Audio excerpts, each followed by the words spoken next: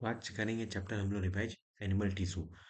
Tissue दो प्रकार के होते हैं, मतलब टिश्यू जो है वो एनिमल टिश्यू और प्लांट टिश्यू में बटा हुआ है टिश्यू चैप्टर, लेकिन एनिमल टिश्यू अपने आप में एक बहुत बड़ा चैप्टर है, इसीलिए हम लोग इसका एनिमल टिश्यू को पहले रिवाइज करेंगे।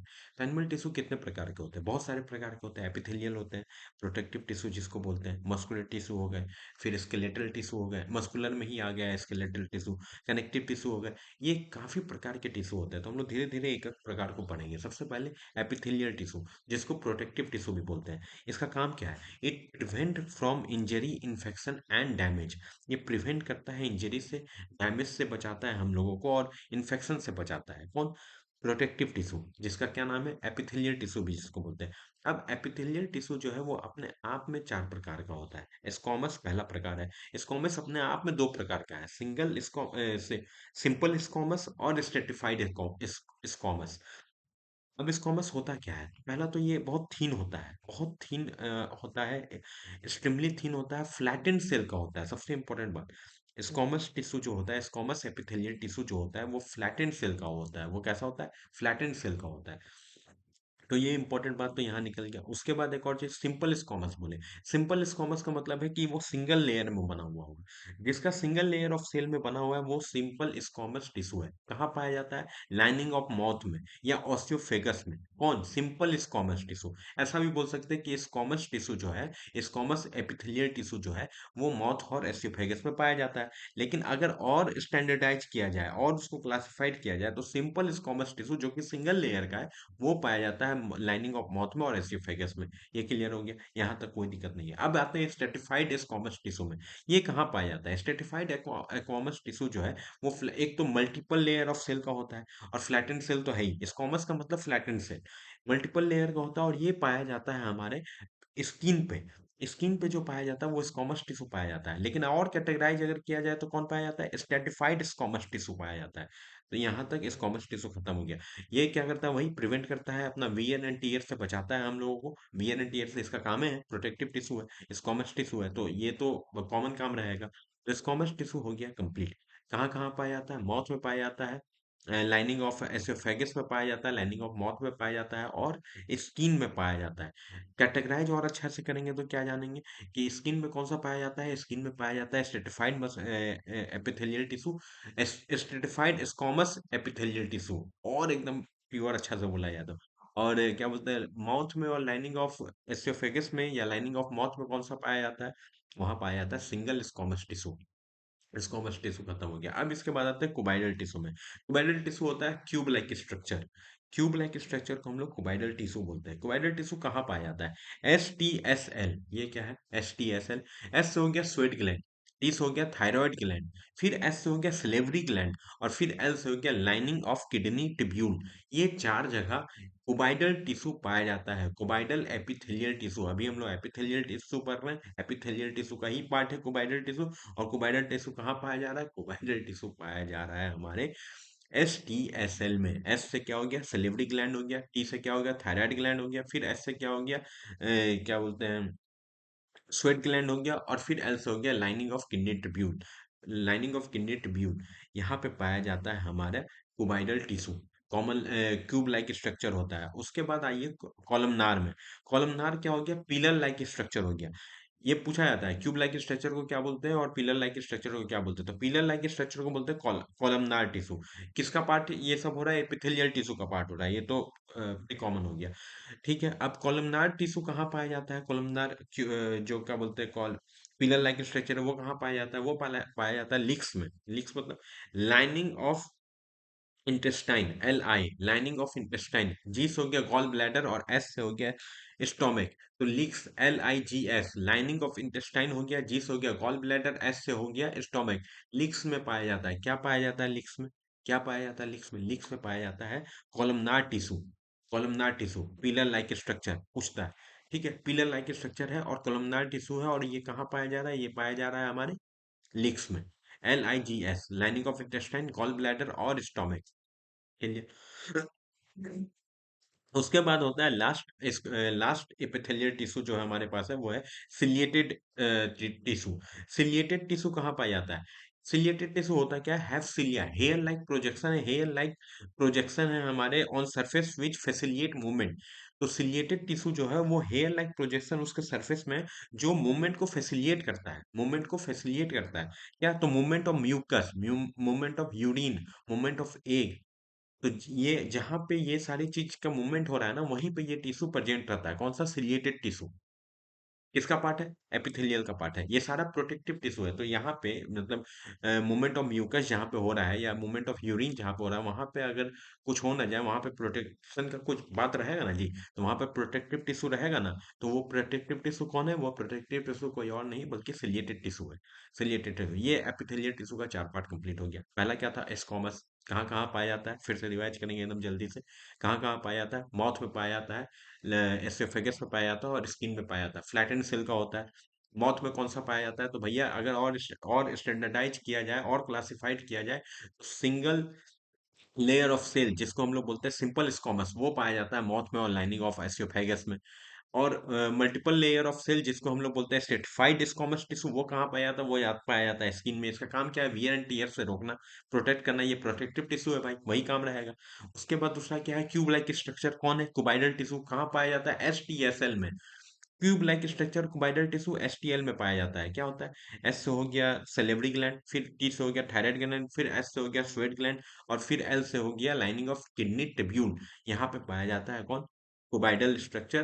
तो क्यूब लाइक स्ट्रक्चर वाला कुबाइडल टिश्यू। उसके बाद हो गया पिलर लाइक स्ट्रक्चर वाला कोलमनार टिश्यू। कोलमनार टिश्यू कहाँ कहाँ पाया जाता है? कोलमनार टिश्यू पाया जाता है एलआईजीएस में, लिक्स में, लाइनिंग ऑफ इंटेस्टाइन में, गोल ब्लैडर में, स्टोमक में। ये यहाँ पे पाया जाता है। कौन? कौन? क्यूब लाइक स्ट्रक्चर वाला, सॉरी पिलर लाइक स्ट्रक्चर वाला कोलमनार टिश्यू। उसके बाद लास्ट में आते हैं सिलिएटेड, जो have cilia, hair like projection है यहाँ पे। हेयर लाइक प्रोजेक्शन है अपने सरफेस में, जो मूवमेंट प्रोवाइड करता है, फैसिलिएट करता है मूवमेंट को, जैसे म्यूकस, यूरिन, एग। तो यहाँ पे ये पाया जाता है। कौन? सिलिएटेड। खत्म हो गया एपिथेलियल टिश्यू जिसको हम लोग प्रोटेक्टिव टिश्यू बोलते हैं। अब आते हैं मस्कुलर टिश्यू में। मस्कुलर टिश्यू अपने आप में 3 प्रकार का होता है। मस्कुलर टिश्यू क्या करता है? मूवमेंट को फैसिलिएट करता है ऑब्वियसली। मस्कुलर टिश्यू ये हो गया ना, ये सब है मस्कुलर टिश्यू। ये मूवमेंट को फैसिलिएट करता है। मस्कुलर टिश्यू में पहला जो मस्कुलर टिश्यू होता है कैसा है? तो इलोंगेटेड होता है और लार्ज साइज का होता है। पहला बात, कॉन्ट्रैक्शन और रिलैक्शन में हेल्प करता है।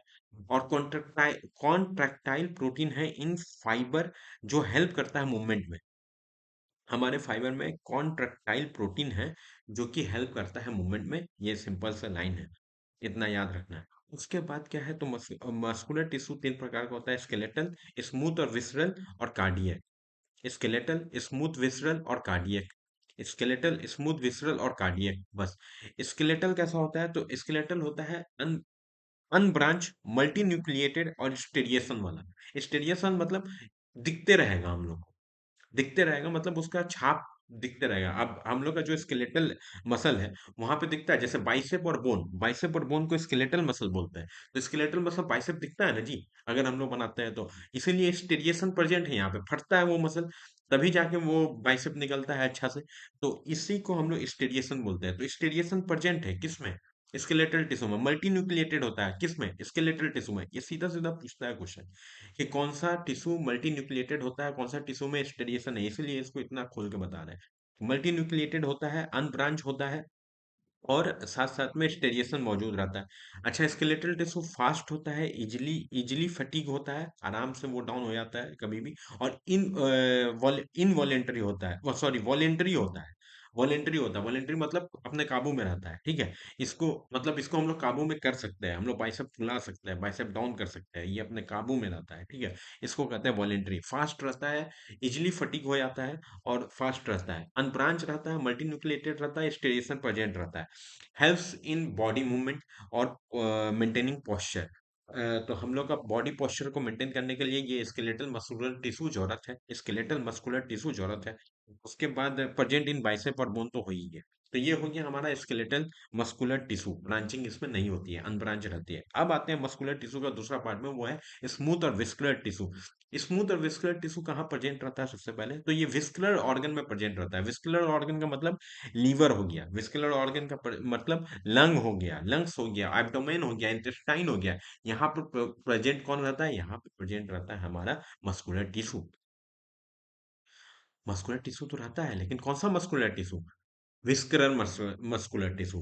स्मूथ या विस्कुलर मस्कुलर टिश्यू प्रेजेंट रहता है यहाँ पे। ये भी स्पाइंडल शेप का होता है, फ्यूजी फॉर्म बोलेंगे इसको। किसको? विस्कुलर मस्कुलर टिश्यू का बात कर रहे हैं, स्मूथ या विस्कुलर मस्कुलर टिश्यू का बात हो रहा है। और स्मूथ टिश्यू जो है या विस्कुलर टिश्यू जो है वो फ्यूजी फॉर्म का होता है या स्पाइंडल शेप का होता है। अनब्रांच होता है और न्यूक्लिएटेड होता है। वो क्या था? स्केलेटल क्या था? मल्टी न्यूक्लिएटेड था। स्टाइरेशन प्रेजेंट था। यहाँ पे नॉन स्टाइरेशन, कोई स्टाइरेशन नहीं दिखेगा, नहीं हम लोग को।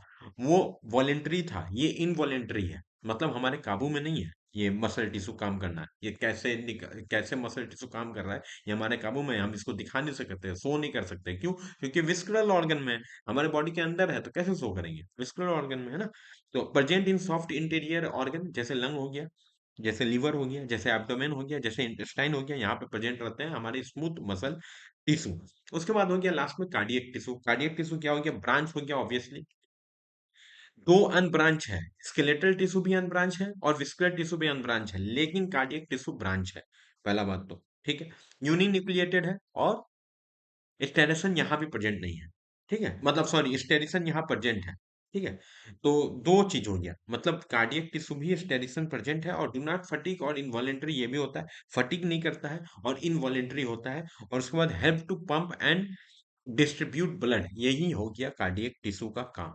ठीक है, कार्डियक टिश्यू का काम क्या हो गया? ये भी क्या बोलते हैं, स्लो है, इनवॉलेंटरी है और डू नॉट इजिली फटीग है। ठीक है, इनवॉलेंटरी है लेकिन, ठीक है, स्टायरेशन प्रेजेंट है, यूनिन्यूक्लिएटेड है, यूनिन्यूक्लिएटेड है और ब्रांच है लेकिन।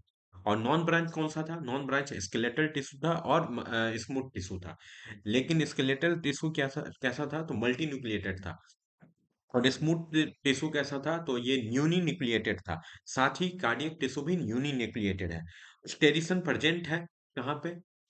स्केलेटल टिश्यू में, और मस्कुलर टिश्यू में स्टेरिसन प्रेजेंट नहीं है। ये सिंपल हो गया। स्केलेटल टिश्यू इजीली फटीग हो जाता है और इन इन वॉलेंटरी है, सॉरी वॉलेंटरी है। कौन? Muscular tissue. क्या बोलते हैं, स्केलेटल टिश्यू। और उसके बाद स्मूथ टिश्यू कैसा है? तो ये डू नॉट इजिली फटीग, है ना, फटीग तो करता ही नहीं है। और साथ में कार्डियक टिश्यू भी फटीग नहीं करता, स्लो होता है, लेकिन ये लोग इनवॉलेंटरी होता है एक्चुअल में। ठीक है, कहानी खत्म। यहाँ आता हूँ मस्कुलर मूवमेंट का। अब आते हैं नर्वस टिश्यू में। नर्वस टिश्यू कहाँ पाया जाता है? ब्रेन में पाया जाता है ऑब्वियसली। ब्रेन में पाया जाता है और फंडामेंटल यूनिट इसका क्या है? तो न्यूरॉन है। किसका? नर्वस टिश्यू का फंडामेंटल यूनिट न्यूरॉन है। अच्छा, न्यूरॉन का जो इलोस्ट्रेशन था ना, इलस्ट्रेशन था जो न्यूरॉन का, उसने वो किसने किया था? वो किया था कैमेलियो गोल्गी ने। कैसे? ब्लैंक क्या बोलते हैं, ब्लैक इंक रिएक्शन के थ्रू। ब्लैक इंक रिएक्शन के थ्रू उन्होंने न्यूरॉन का इलस्ट्रेशन किया था यूजिंग सिल्वर स्टेनिंग टेक्निक। ये पूछता है, using silver staining technique black ink reaction से कमेलियो गोल्गी ने न्यूरॉन का इलस्ट्रेशन किया था। इतना याद रहना चाहिए। क्या क्या शब्द है इंपॉर्टेंट? सिल्वर स्टेनिंग टेक्निक कौन यूज किया था? कैमेलियो गोल्गी। क्या किया था? ब्लैक इंक रिएक्शन किया था। और इससे क्या निकला था? तो इलस्ट्रेशन ऑफ न्यूरॉन का इजाद हुआ था। ये क्लियर है यहाँ से। उसके बाद नर्वस टिश्यू क्या करता है? तो ये सेंस करता है भाई। नर्वस टिश्यू जो है, नर्वस टिश्यू का जो मेन काम है, वो सेंस करता है। सेंस क्या करता है? टच को, स्मेल को, टेस्ट को, हेयरिंग को, साइट को, और ये सेंड करता है इस इम्पल्स को थ्रू इलेक्ट्रिकल सिग्नल। यही काम है नर्वस टिश्यू का, इंपॉर्टेंट है, खत्म हो गया। कनेक्टिव टिश्यू पे आता है। कनेक्टिव टिश्यू बहुत सारे प्रकार के होते हैं, जैसे कि एरुलर, जैसे कि एडिपोज, जैसे कि स्केलेटल, जैसे कि फ्लूइड। ये सारे कनेक्टिव टिश्यू है। एरुलर क्या होता है? एरुलर होता है लूज या फिर डेंस। लूज जो एरुलर है ना, वो जोड़ के रखता है स्किन को मसल से, जोड़ के रखता है स्किन को मसल से। सपोर्ट इंटरनल ऑर्गन और helps in repair of tissue. कौन? एरुलर। एरुलर कनेक्टिव टिश्यू, कनेक्टिव टिश्यू का एक पार्ट होता है एरुलर। और एरुलर में जो लूज है, एरुलर अपने आप में दो पार्ट का है, लूज और डेंस। लूज जो है वो स्किन को मसल से जोड़ के रखता है। Cell plus loose like matrix रहता है इसमें around blood vessel and nerve in bone marrow और and space inside organ. Connect करता है स्किन को प्लस मसल से। सपोर्ट करता है internal organ. Helps in repair of tissue. उसके बाद आता है डेंस में। डेंस कैसा है? तो टेंडन है और लिगामेंट है। दो प्रकार का है डेंस, एक है टेंडन, एक है लिगामेंट। मसल को बोन से कनेक्ट करने वाला MTB, MTB muscle to bone connect करने वाला कौन सा है, तो वो है टेंडन। फाइब्रस टिश्यू है, ये पक्की बात हो गई। ग्रेथ इन स्ट्रेंथ और लिमिटेड फ्लेक्सिबिलिटी, ये भी पक्की बात हो गई। यहाँ से भी निकल गया, मसल टू बोन है। और उसके बाद कनेक्ट मसल टू बोन है, फाइब्रस टिश्यू है, ग्रेथ स्ट्रेंथ और लिमिटेड फ्लेक्सिबिलिटी। लिगामेंट कैसा होता है, तो लिगामेंट होता है कनेक्ट बोन टू बोन, खत्म। Connect bone to bone ligament करता है। एमटीबी कौन था, मसल टू बोन वाला कौन था, मसल टू बोन वाला था टेंडन। लिगामेंट कौन सा है, bone to bone, great strength and limited flexibility, connect bone to bone. Little matrix present, little matrix present, और उसके बाद कंसिडरेबल स्ट्रेंथ किसमें, लिगामेंट में। एडिपोज कौन सा है, एडिपोज जो है वो स्किन के बाहर जो फैट है ना भाई, उसी को एडिपोज टिश्यू बोलते हैं। जो फैट है हम लोग का, उसी को एडिपोज टिश्यू बोलते हैं। Aggregation of fat below the skin, और ये एडिपोज टिश्यू से बहुत सारा क्वेश्चन आता है। Aggregation of fat below the skin, इसी को बोलते हैं एडिपोज टिश्यू। उससे पहले क्या था, एरुलर था। एरुलर दो प्रकार का था, लूज था, लूज और डेंस था। लूज में क्या था, तो लूज में एक था कि भाई मसल को स्किन से बांध के रखता है, ठीक है, helps in repair of tissue होता है, कौन सा, लूज एरुलर टिश्यू। डेंस में कौन सा आता है, डेंस में दो प्रकार का आता है, टेंडन और लिगामेंट। टेंडन क्या करता है, मसल टू बोन, इतना ही याद रखना है मेन। फाइब्रस टिश्यू होता है मसल टू बोन, और उसके बाद एक आता है बोन टू बोन, वो होता है लिगामेंट। ठीक है, खत्म हो गया। अच्छा है, क्या बोलते हैं, histamine secreting cell are found in connective tissue, ये इंपॉर्टेंट है, ये क्वेश्चन आता है, ये क्वेश्चन आया है। Histamine, histamine secreting cell are produce या are found in connective cell.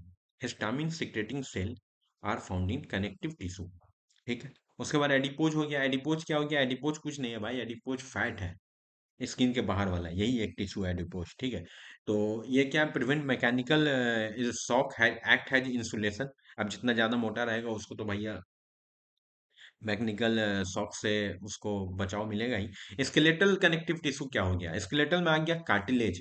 ये फ्लेक्सिबल होता है, वाइडली स्पेस आउट रहता है, कहाँ प्रेजेंट रहता है, कार्टिलेज, ये है भाई कार्टिलेज, ये है कार्टिलेज, ये ईयर पिन्ना में प्रेजेंट रहता है। नो फ्लेक्सिबल एंड हार्ड, कोई हार्ड नहीं है, कोई रिजिड नहीं है ना। और उसके बाद कहाँ प्रेजेंट रहता है, उसके बाद ईयर पिन्ना में, नोज टिप में, टारकिया में, लैरिंक्स में। उसके बाद हो गया बोन। बोन कैसा हो गया, बोन हो गया कैल्शियम और फॉस्फोरस का बना हुआ रहता है। बोन सपोर्ट करता है बॉडी बॉडी और सपोर्ट करता है body and provide safe, protect vital organ like brain, scale बचाता है हम लोग का। ये सब स्केलेटल ये है ना, बोन हो गया। और उसके बाद क्या बोलते हैं, protect vital organ like brain, lungs etcetera. और बोन जो है वो 206 होता है एडल्ट में, और 300 होता है चाइल्ड में। स्ट्रॉन्गेस्ट और लॉन्गेस्ट बोन कौन सा है, फीमर है, थाई बोन जिसको बोलते हैं। ये स्ट्रॉन्गेस्ट और लॉन्गेस्ट बोन है भाई, फीमर। और सबसे छोटा कौन सा है, स्टेप, ये कान में प्रेजेंट रहता है सबसे छोटा, इतना याद रखना है। स्ट्रॉन्गेस्ट में जॉ, जॉ बोन भी आ सकता है, अगर आ गया आपके ऑप्शन में तो लगा देना है, नहीं तो नहीं आया तो फीमर लगा के आ जाना है, फीमर स्ट्रॉन्गेस्ट आता है, थाई बोन जिसको बोलते हैं। और क्या बोलते हैं, सबसे छोटा कौन रहता है, तो स्टेप होता है, जो कि ईयर में रहता है। Shortest bone present in our body is stapes. उसके बाद क्या है, उसके बाद है कनेक्टिव टिश्यू में फ्लूइड आता है। फ्लूइड में ब्लड हो गया, क्या बोलते हैं, लिम्फ हो गया, प्लाज्मा। पहला तो प्लाज्मा, प्लाज्मा लिक्विड 55% का होता है, ये लिक्विड होता है ना। सॉलिड होता है 45%, और सॉलिड में आता है आरबीसी, प्लेटलेट और डब्ल्यूबीसी। वो सॉलिड है, वो लिक्विड नहीं है ना। तो ब्लड में लिम्फ है, वही है लिक्विड है। और लिम्फ क्या है, तो 92% ऑफ वाटर है, 8% ऑफ हार्मोन है, और प्रोटीन से मिला हुआ है। ये येलो फ्लूइड का होता है, कौन, प्लाज्मा। 55% लिक्विड, लिक्विड है ना। देखो 55% लिक्विड है ब्लड, और 45% सॉलिड है ब्लड। 45% जो सॉलिड है वही है आरबीसी, प्लेटलेट और डब्ल्यूबीसी। बहुत को लगता होगा कि वही है लिक्विड, नहीं। 45% जो सॉलिड है वो आरबीसी है, वो डब्ल्यूबीसी है, वो प्लेटलेट है। 55% जो लिक्विड है वो क्या बोलते हैं, प्लाज्मा है, जो कि येलो इन कलर होता है। 92% ऑफ वाटर होता है, 8% प्रोटीन होता है, 8% उसमें हार्मोन होता है, और प्रोटीन मिला हुआ रहता है, और ये येलो कलर का होता है, कौन, प्लाज्मा। ब्लड में आ जाइए, ब्लड क्या बोलते हैं, सॉलिड में आ जाइए। सॉलिड जो है वो 45% में आरबीसी हो गया। आरबीसी के साथ साथ आपका क्या बोलते हैं, प्लेटलेट हो गया, डब्ल्यूबीसी हो गया। तो आरबीसी क्या है, तो RBC produce in bone marrow, सबसे पहले तो produce in bone marrow RBC आता है। और ग्रेव यार्ड आरबीसी का कहाँ है, स्प्लीन। ग्रेवयार्ड जहां पे आरबीसी मर जाता है वो है स्प्लीन। आरबीसी को ही एरिथ्रोसाइट भी बोलते हैं और लाइफ स्पेन इसका 120 दिन का होता है। अच्छा ये रेड क्यों होता है? तो आयरन की वजह से, एफी की वजह से, हेमोग्लोबिन इसलिए बोलते हैं ना, हेम की वजह से ये रेड होता है। It is red because of heme. No nucleus when mature. पहले तो जब ये मेच्योर हो जाता है तो इसमें न्यूक्लियस नहीं रहता है, लेकिन आरबीसी में न्यूक्लियस प्रेजेंट रहता है, लेकिन आफ्टर मेच्योर यहाँ पे न्यूक्लियस गायब हो जाता है। ठीक है। रेड क्यों होता है? हेम की वजह से रेड होता है। कैसा? अर्थ एरिथ्रोसाइट भी इसको बोलते हैं और 120 दिन का इसका लाइफ स्पेन है। प्रोड्यूस कहाँ होता है? बोन मैरो में, ग्रेवयार्ड कहाँ है? स्प्लीन में। प्लेटलेट कहाँ होता है? Helps in blood clotting. Platelet helps in blood clotting, known है थ्रम्बोसाइट। लाइफ स्पेन क्या है? 7 से 10 दिन। उसके बाद प्लेटलेट यही है, हेल्प्स इन ब्लड क्लॉटिंग, यही क्लॉटिंग, यही इंपॉर्टेंट चीज है। डब्ल्यूबीसी क्या है? प्रिवेंट फ्रॉम इन्फेक्शन, सबसे इंपॉर्टेंट काम है भाई। उसके बाद फॉर्म इन बोन मैरो में ही बनता है। टाइप्स बहुत सारा है, मोनोसाइट हो गया, लिम्फोसाइट हो गया, न्यूट्रोफिल हो गया, एसिनोफिल हो गया, बैसोफिल हो गया। इसी को ल्यूकोसाइट भी बोलते हैं। उसको क्या बोलते थे आरबीसी को? अर्थीरोसाइट बोलते थे। प्लेटलेट को क्या बोलते हैं? थ्रोम्बोसाइट बोलते हैं। और डब्ल्यूबीसी को क्या बोलते हैं? डब्ल्यूबीसी को ही बोलते हैं ल्यूकोसाइट। अच्छा, प्लेटलेट का लाइफ स्पेन कितना था? 7 से 10 दिन। आरबीसी का कितना है? 120 दिन। डब्ल्यूबीसी का कितना है? 12 से 20 दिन। लिम्फ आता है एक लास्ट फ्लूइड आता है, लिम्फ। और वो क्या है? कलरलेस फ्लूइड है जो कि प्रोटीन, सॉल्ट और ग्लूकोज से बना हुआ है। RBC and blood protein are absent in lymph. इसीलिए तो लिम्फ कलरलेस है, क्योंकि आरबीसी इसमें नहीं रहता है। और लिम्फ का काम क्या है? To provide defence. Defence provide करने का काम है लिम्फ का। ये पूरा टिश्यू का, एनिमल टिश्यू का इंपॉर्टेंट चैप्टर, इंपॉर्टेंट चीज। इसमें क्या क्या है फिर से एक बार जल्दी से बस 2 मिनट के अंदर रिवाइज कर लेते हैं। टिश्यू कौन कौन प्रकार से होता है? पहला तो एपिथेलियल होता है, प्रोटेक्टिव टिश्यू होता है। एपिथेलियल 4 प्रकार का है। स्कॉमस 2 प्रकार का है, सिंपल और स्ट्रेटिफाइड। कहाँ प्रेजेंट रहता है? माउथ में, एसोफेगस में और स्किन में। उसके बाद क्या बोलते हैं, एपिथेलियल के बाद, स्कॉमस के बाद 3 प्रकार और होते हैं इसमें, कुबाइडल, कॉलमनार और क्या बोलते हैं, सिलिएटेड। कुबाइडल कहाँ प्रेजेंट रहता है? कुबाइडल प्रेजेंट रहता है एसटीएसएल में। एसटीएसएल मतलब सेलेवरी ग्लैंड, थायराइड ग्लैंड। और उसके बाद एक और हो गया एस, सेलेवरी स्वेट ग्लैंड। और उसके बाद एल में हो गया आपका लाइनिंग ऑफ किडनी ट्रिब्यूल।